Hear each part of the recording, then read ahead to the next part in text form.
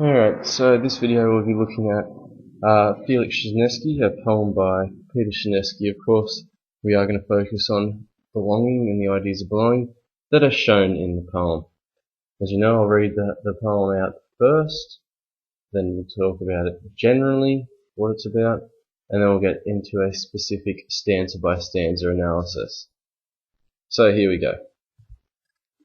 Feliks Skrzynecki, my gentle father, kept up pace only with the Joneses of his own mind's making. Loved his garden like an only child. Spent years walking its perimeter from sunrise to sleep, alert, brisk and silent. He swept its paths 10 times around the world.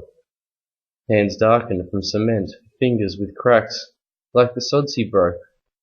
I often wondered how he existed on 5 or 6 hours sleep each night, why his arms didn't fall off from the soil he turned and tobacco he rolled.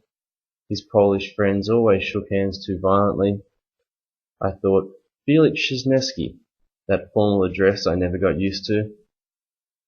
Talking, they reminisced about farms where paddocks flowered with corn and wheat, horses they bred, pigs. They were skilled in slaughtering. 5 years of forced labour in Germany did not dull the softness of his blue eyes.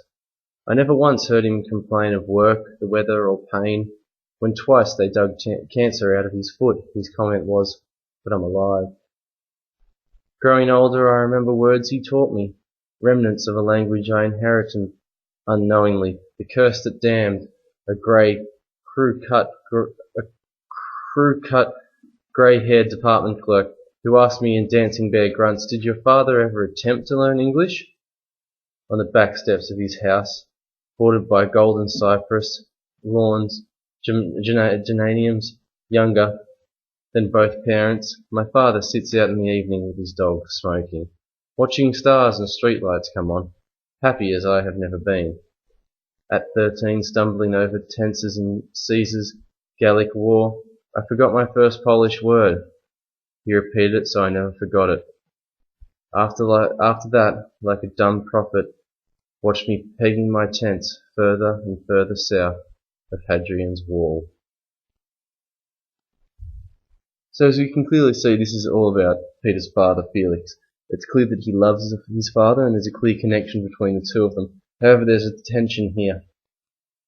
Felix wants to belong to Australia. We see that with his garden. He's claiming a patch of foreign soil to his own. It's showing a strong connection to place. However, his lack of English, which we can see in the department clerk who asks Peter, did your father ever attempt to learn English? We can see that there was always a struggle there.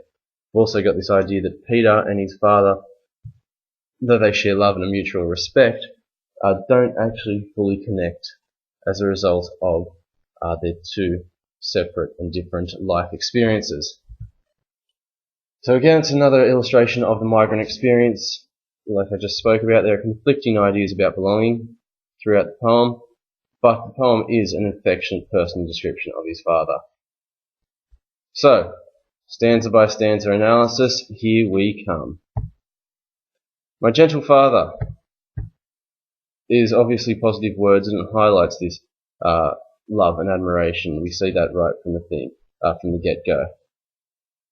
We've got that he did want to be Felix did want to be part of the Australian way of life, okay? He wanted to keep pace with the Joneses, Jones being a typical, stereotypical Australian name, and he wanted to be just like them, but it was only in his own mind that these Joneses existed.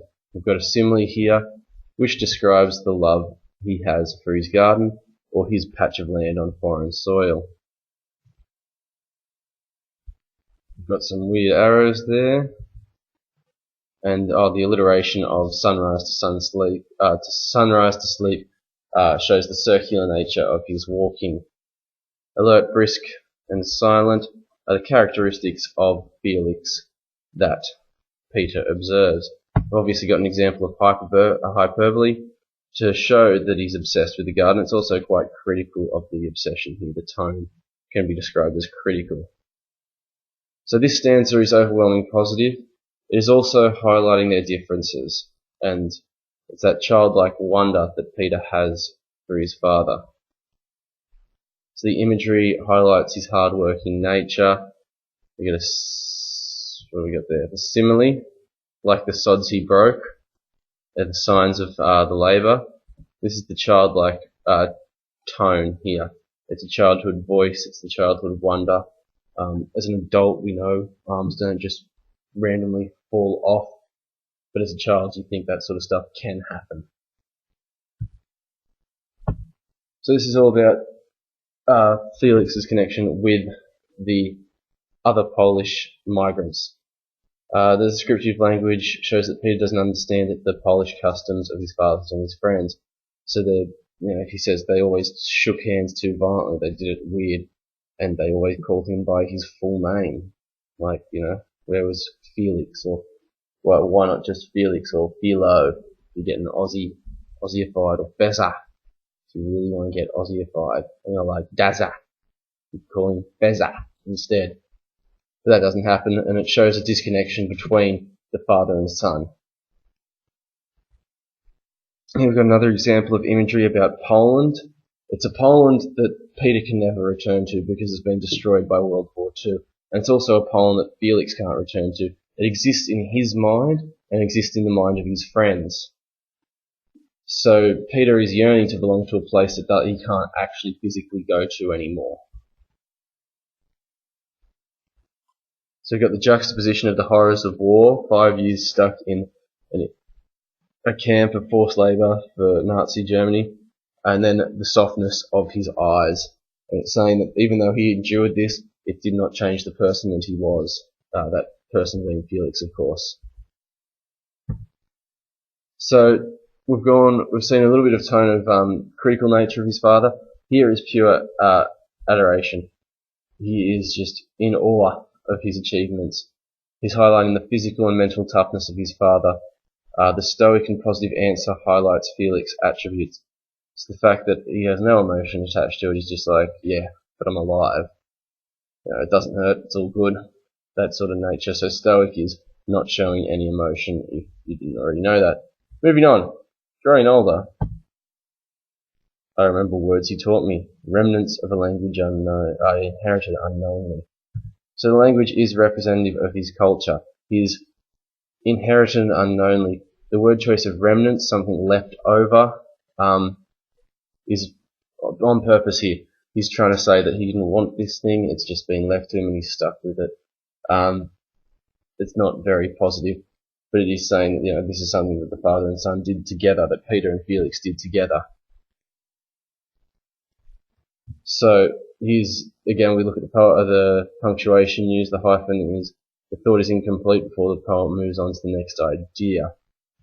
So then we see this story, a little brief story, about a department clerk who was not very positive about Felix' inability to speak English, and Felix decided to cast a Polish curse on him. So what it's showing here is that he might not have been accepted into the wider Australian society, and this attitude may have been indicative of a wide range of people at the time.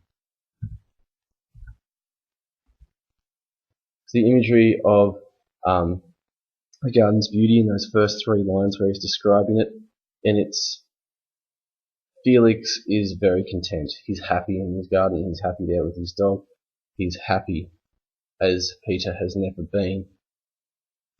It's because Felix is able to accept his position. He has bettered his family. He does feel some sort of connection to the country. But Peter is torn. Is he Australian? Is he Polish?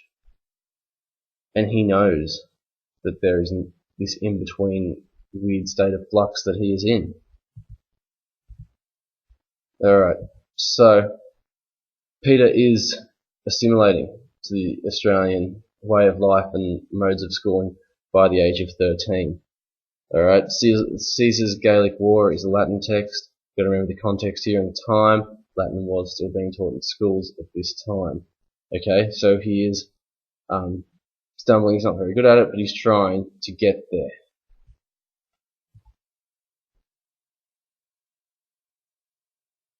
So the fact that Feliks repeated it so I never forgot, shows how important the Polish language is to him. Okay?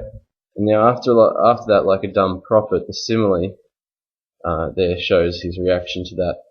The poet is not saying that he's dumb as in like stupid, he's saying dumb as in silent. And Peter is becoming silent to Feliks as a result of the language barrier.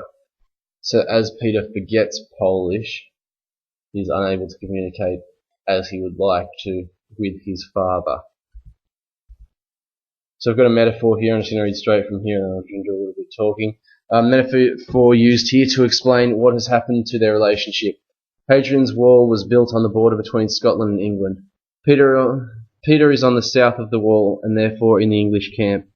As he learns more English and rejects Polish customs, his father loses the ability to communicate with him. So as he moves further down the wall, it's as if the father is on one side of the wall. It's as if Feliks is on one side of the wall, and Peter is on the other. And as Peter moves further and further away, or further and further south down the wall, he's moving further and further into Australian customs and an Australian way of life. So as you can see, on the surface, it's a poem about his father. Peter Skrzynecki has written a poem to celebrate his father. But when we look a bit more deeply, it's also examining their relationship and examining how they both feel different forms of belonging to the country that they're in and to one another. Thank you for listening. I look forward to your thoughts, comments, and questions. Goodbye.